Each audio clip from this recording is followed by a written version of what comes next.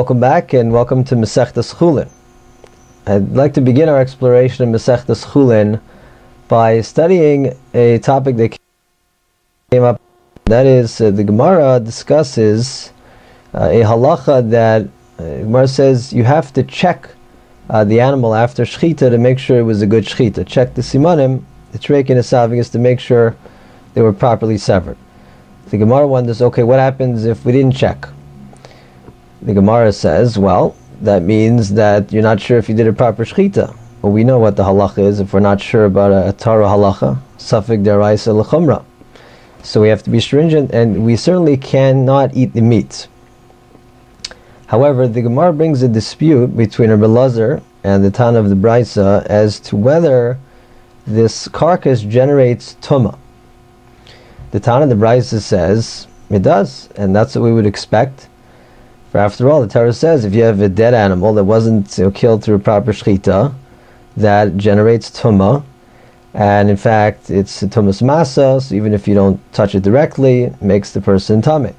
So Tana the Brisa says, yeah, there's tumah here. But Rabbi Elazar in the Gemara says, no, there's no tumah. So the question I want to explore in this video is, why not? What is Rabbi Elazar saying? Why isn't there tumah? Seemingly there should be. Now the Gemara gives us some more background. The Gemara says that this dispute has to do with the teaching of Rav Huna. Rav Huna tells us a fundamental point here. He talks about the principle of Chazaka, which means that when you have a halachic doubt, we go by the previous status. If you're not sure if the status of something changed, Torah says we assume it didn't change. And you go according to the original status. You keep it the status quo. So over here, you have an animal which started out as a live animal. And we know, of course, you can't eat a live animal. It's Eiver Min HaChai. So we begin with the Cheskas Isser. Starts with the status of prohibited. Maybe it became permitted through Shechita. Well, maybe the status changed. That's where Chazaka applies and says, no, we assume, like the original status, that's prohibited. We assume there is no change. And therefore, all opinions agree that this animal is not kosher. You can't eat the meat. Yet Rabbi Elazar again says that it doesn't generate tumah. And this requires some analysis, because if we're saying that based on Chazaka, we cannot, so to speak, trust this shechita, we can't assume there was a proper shechita, well then what are you left with? You're left with a dead animal that didn't have shechita, which equals an avela, which the Torah says does make tumah. Now Rashi says that Rabbi Elazar is saying that the original prohibited status was what specifically? It was, as we mentioned, Eiver Min HaChai. Can't eat a live animal. Now a live animal, we know, does not generate tumah. Therefore, since the stringent ruling here is based on Chazaka, and the prohibited status here didn't have tumah originally, therefore even now there's no tumah. But how does that really make sense? Very good before, when it was alive, fine, it didn't make tumah. But now it's clearly dead. If it's clearly dead, and we're not assuming it had a good shechita, then there seems to be only one option here, which is that this is a carcass which generates tumah. So what is Rabbi Elazar saying? How do we understand Rabbi Elazar? I believe that we might be able to understand Rabbi Elazar if we discuss the concept of Chazaka. By way of contrast, let's take something like witnesses coming into court and testifying. That is definitely something that we call a bearer. What's the function of the witnesses? They're telling us what happened. It's a system that the Torah says we use to make a determination as to the facts of the case. What happened here?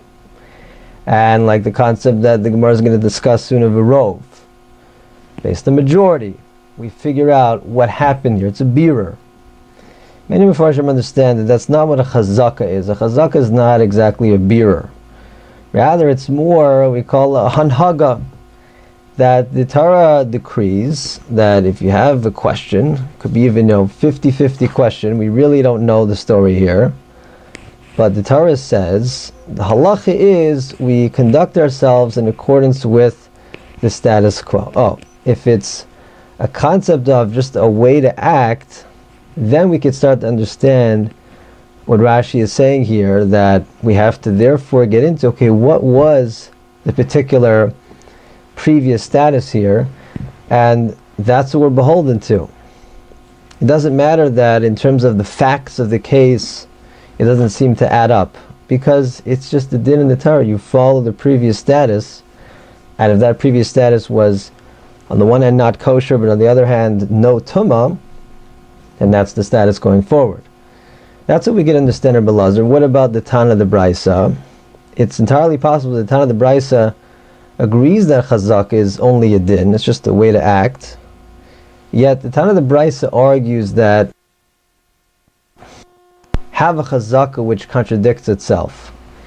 To say that on the one hand this is an animal that is not kosher, meaning it didn't have a shechita, that's what that implies, and at the same time to say that it does not generate tumah is just a contradiction in terms which the Tana of the Brisa says we can't tolerate such a contradiction, even if we call it just a way of acting. But you can't have a system of acting in accordance with your contradictory statuses. So Tana of the Brisa says that not only is it not kosher to eat, it also generates tumah. Practically it's treated as nevela. So that's a possible understanding of this dispute between Rabbi Elazar and the Tana of the Brisa. Hope you found it interesting. Let me know if you have thoughts on it. And of course, as always, if you'd like to hear any of the audio shiurim on Shas, just go to realcleardaf.com or check out the Real Clear Daf app for Android or iOS. Thanks for watching, and we'll see you next time.